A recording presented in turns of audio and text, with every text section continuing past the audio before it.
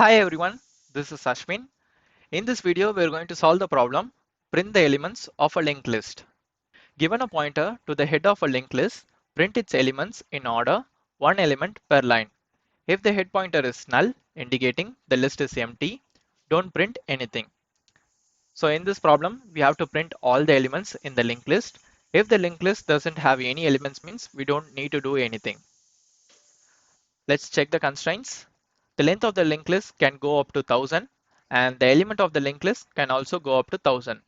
The integers are both small numbers. We don't need to worry about time constraints or space constraints. Let's check the input. Here 2 is the number of elements in the linked list and 16 and 13 are the elements. The input processing are automatically done by the main function, so we don't need to worry about it. And for the output, we have to print all the elements in the linked list line by line. So be careful in the output format. We have to print line by line, not in the single line. Now let's solve the problem. We have given the head pointer of the linked list. The best practice is not to change the head pointer in the linked list because it will be useful in various operations and also will be useful as a reference. So in order to perform operations, we will be creating a temporary variable to hold the head pointer and do all the operations. Now let's create a temporary pointer. Create a temporary pointer temp equals head. Now the head pointer will be stored to temp. After that, we need to print all the elements in the linked list. Print elements in the linked list. We have to print the elements until it reaches the null pointer. So here, this is the null pointer, but in Python, we will be using none because in Python, none is equal to null value.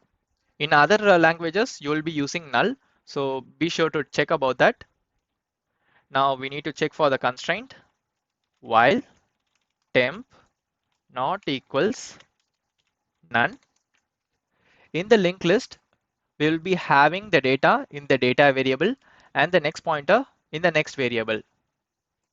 Now print the data, print temp.data. It will print the data and go to the next line automatically. If you are using other languages, you have to put a new line at the end of the print statement.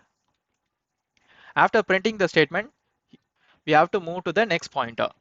That will be temp equals temp.next. So this will move to the next pointer. Move to next pointer. After printing all the elements, it will definitely reach null. So that will be the end of the problem. Let's run the code now.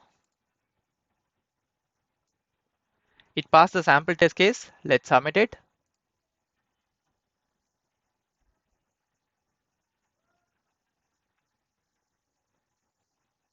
That's it guys, we solved the problem.